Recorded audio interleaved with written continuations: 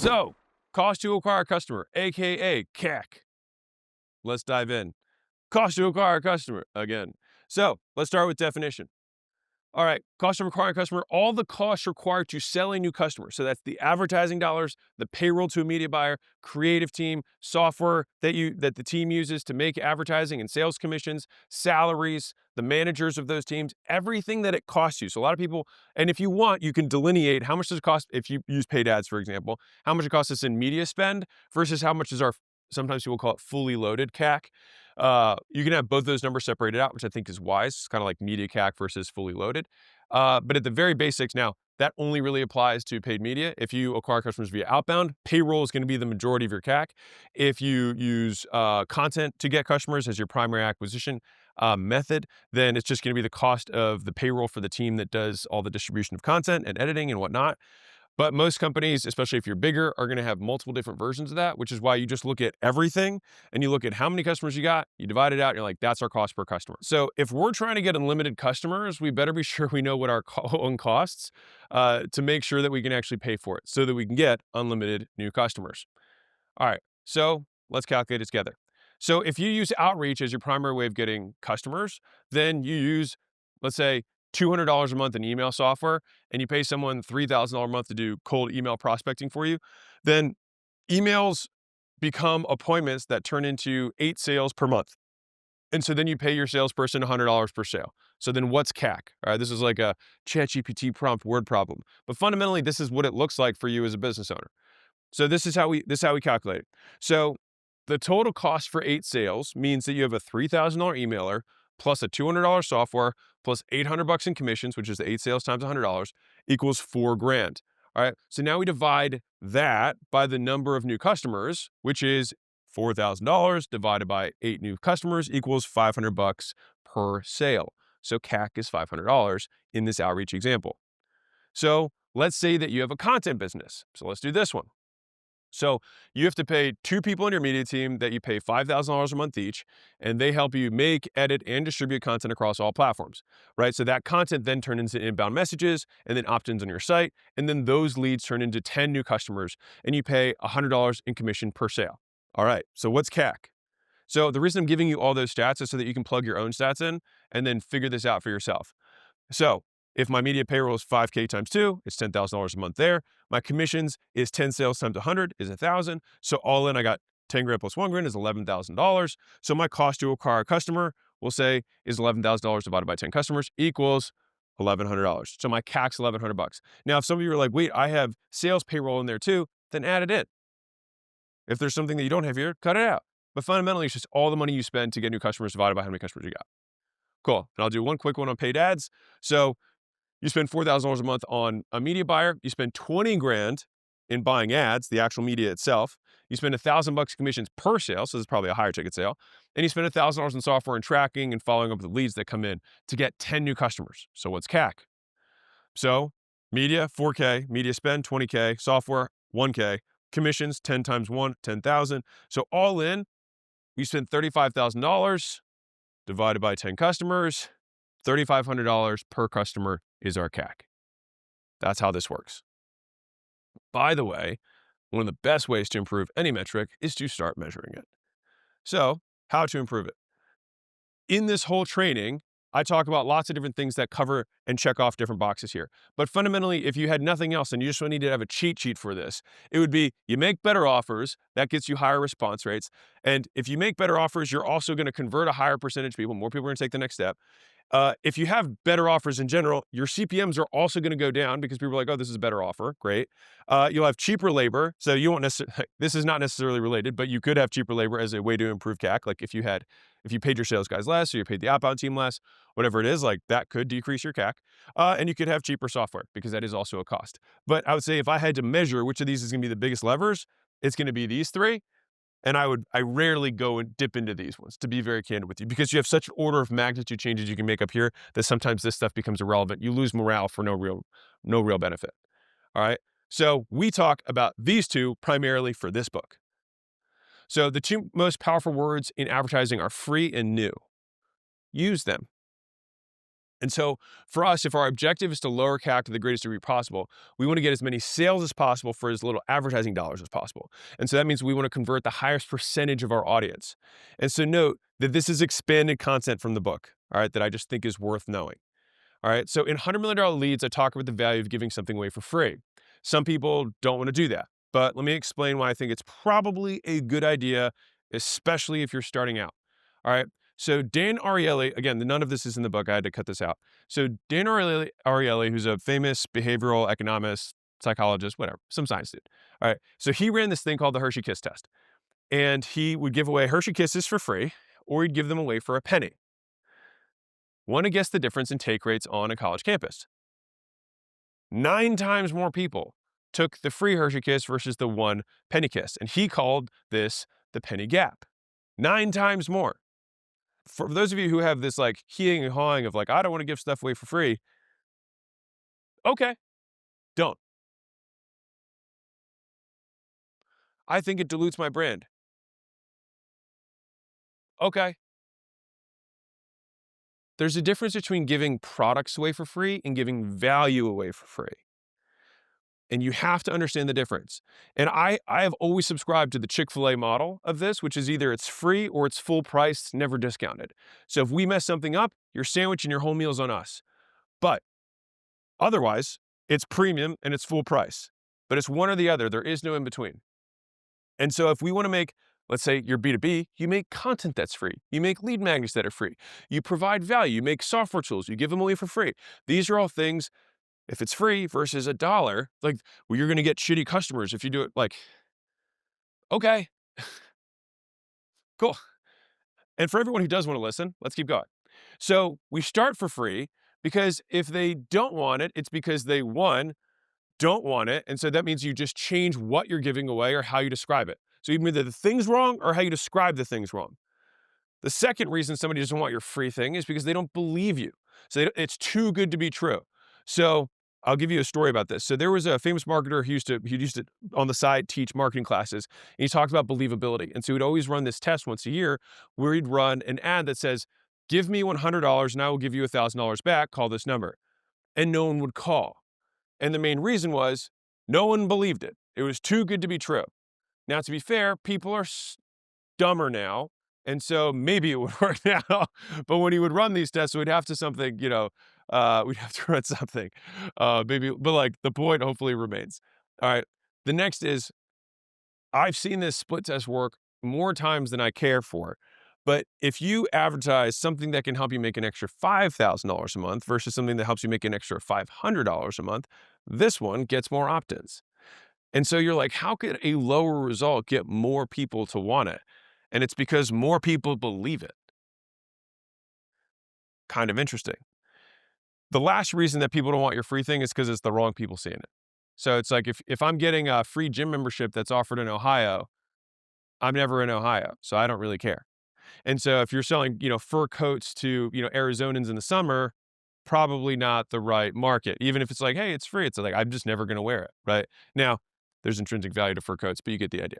All right. And so big three is that I like testing this because if you give stuff away for free, then you know that if people don't want it, you change what it is or how you describe it. They don't believe you can give it to them, or you're showing to the wrong people. All of these things are great feedback for us.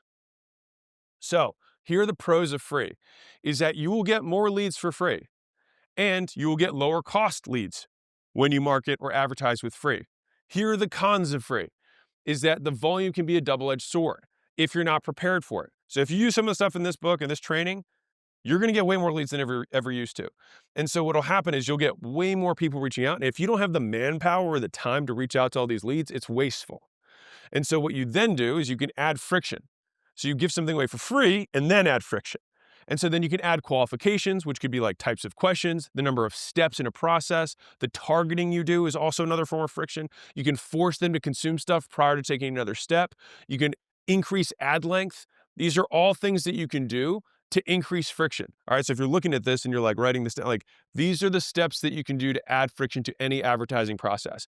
And so for me, I don't want to make my ads or my offers worse. I want to make them better and then add more friction, because fundamentally the idea is like, I want to get as many people who want this thing to raise their hand and then put my filters in place so that only the people with money who are qualified come through. But I want the strongest magnet to get as many people as possible to take that first step.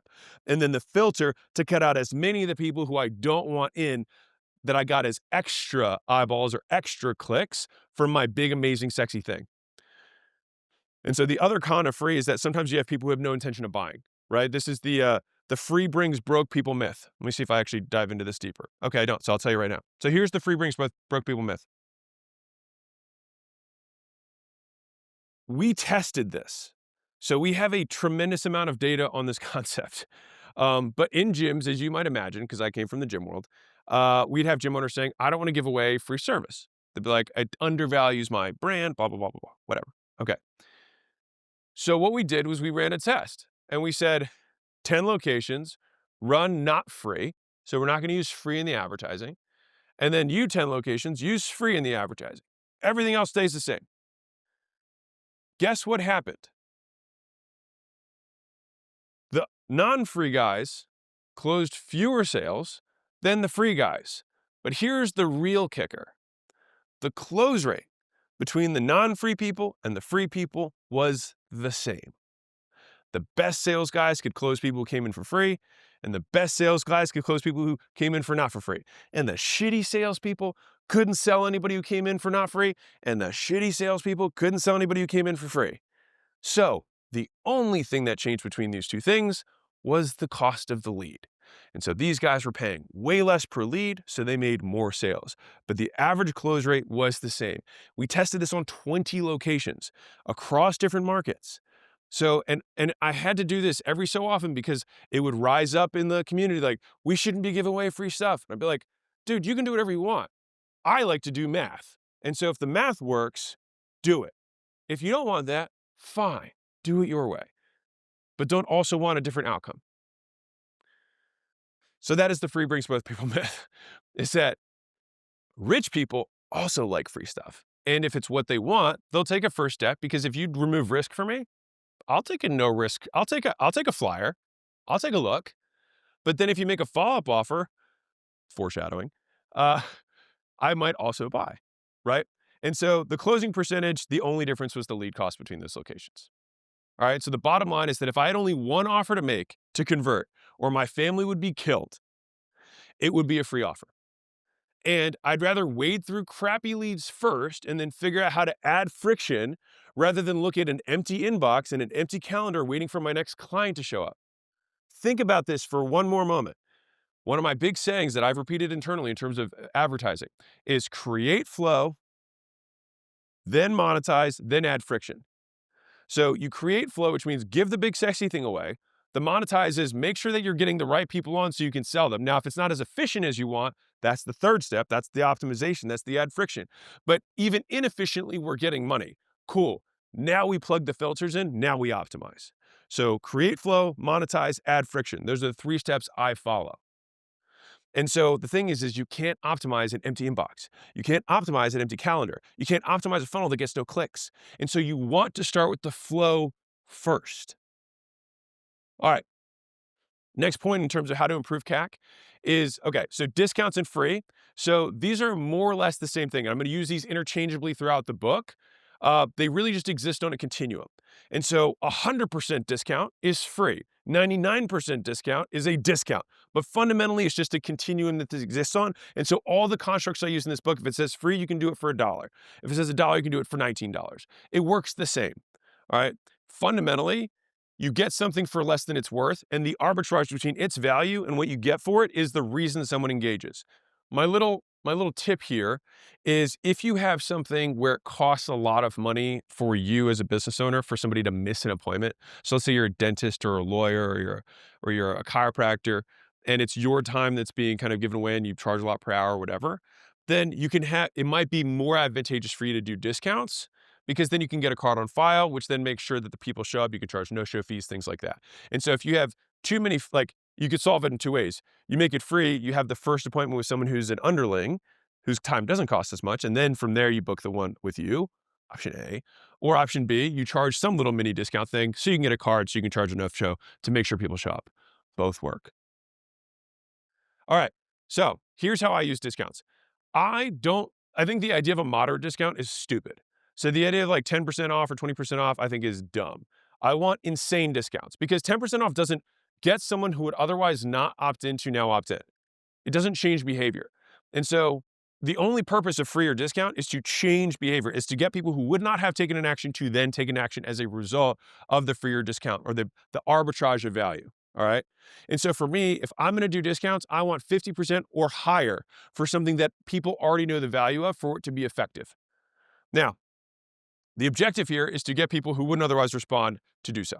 All right. And if you're not giving away 20% off the top for the same number of people, because that just means you just lose money. The same number of people reply at 10 or 20% off, you're just losing a ton of profit. And so don't worry, I will show you how to do it without giving away the farm. All right, like you're like, wait, how am I gonna give away fits? Relax. That's what this whole thing's about. All right. So there's 4 ways to display discounts. Number 1 is that you can say the percentage off. All right. So let's say it's 87% off the first visit. All right, that would be, let's say it's $13 for my $100 first visit. It would be 87% off. Okay, fine. The next way would be the absolute amount off. So it'd be $87 off. Now in the example here, it's $181 off the first week, normally $210. Fine, that'd be 87%. All right, but it's a different way of displaying it. And you're like, why is he telling me this? Because you test these. So if you have your $100 thing, you run 87% off, you run $87 off, you then run the relative equivalent off, meaning what is that savings of value worth? All right. So like save a steak dinner, or less than going out to lunch. It's saying this, you want to frame it.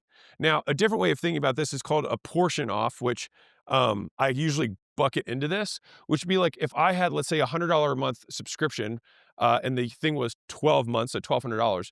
If I want to give 25% off, again, we're breaking rules here, but if I want to give 25% off, which would be 3 months, 4 months off, then that would mean that I could say, okay, this is $800. I could say it's 4 months free. I could say it's 25% off. I could say that you get $400 off. Those are all different ways of describing the exact same thing. I could also say, finally, it's $800, and above that, I would have $1,200 crossed off, which is simply displaying the discounted price next to the retail value. These are all different ways that you can display a discount. And so since this book is about monetizing traffic, you need to know the different guns you've got, the different weapons you've got, the bullets in the chamber that you can use as an advertiser to rotate through to get, one, more people to respond, but also to keep the advertising fresh. So like if 1 month you run 4 months free, and then next month you run $400 off, and then next month you run $800 crossed off $1,200, the market feels like you're changing your offer every month. But that way, internally for you, everything's the exact same. But it creates freshness in terms of the advertising. So how different do all those feel? They are all the same thing, just presented in different ways. And that's why we do this. So this is a little pro tip that I will give you. You probably can't read this. I'll just tell you what it says, which is that in order for a price off or a simply discounted price to work, the market has to have an understanding of what the price of that commodity or what that service is. And so if I say that I'm selling, an adjustment for a chiropractor for $29, that is effective because people know it costs more than that. They might not know how much more, but they just know that it's more, that that's cheap for that thing. If I say $20 teeth whitening at a dentist, that's going to get a lot of people who are super interested because people know it's way more than $20. I could probably say $100 teeth whitening and people would still say that's a great deal, right? Because there's an idea. Now, if you have an intangible product or a product that no one else sells, or it's a digital product, or you're like a creator and you want to launch something, if you then say it's this price off of this price, there's not a lot of value because the arbitrage is arbitrary. So you made it up. And so there's no pegged kind of marketplace price for the thing that you're selling. And so in those instances, that's where percentages off of retail, things like that work a little bit better than just saying like $17, course. It's like, well, that might be expensive for some people and cheap for other people. But for a teeth whitening thing, everyone knows it's cheap. And that's why if you are going to put that one price on there, you want to do it. This is like me differentiating for what business owner this works for, to be clear. All right. So here are the pros of discounts. So we talked about the pros of free stuff. Here are the pros of discounts. So one is that they're compliant for cheap leads, meaning you don't have to ever worry about like anybody saying that you did a bait and switch or anything like that. So if you charge people for stuff, then there's really nothing to say about it. All right. Number two is that you can actually collect some money, which is decent, right? I mean, some money is better than no money. Okay. People do come expecting to spend some money. So this, to be fair, this is my belief on this. I believe that the reason that the discounted people come in and buy more is because salespeople believe that. I don't believe it actually has any difference because when we talked about the free versus not free, the close rates were the same. So I think it's more that salespeople feel more convicted, but when I look at the data, it doesn't make much of a difference because I could equally say these people were just looking for cheap stuff. Works the same way. It just depends on what narrative you want to tell the salesperson. These work, and this is probably the most important one. These work exceptionally well as two-step sales. Here's why. If you get someone's card before they come in, then when they come in, you can then make the upsell and say, do you want to use the card you have on file? And so the key is that you have the card more than what you charge them for. So it's like you almost want to charge them for the cheapest possible thing to make sure the card works so that when they come in, you can have a seamless upsell into the really expensive thing. And so that's what creates the upsells that are smooth as butter, 0.5. Now, here's the cons of discounts. If you don't do it right, you don't ever give away the core service at a discount. You give away a broken off piece of the core service or something extra that you create and then create a huge discount on it.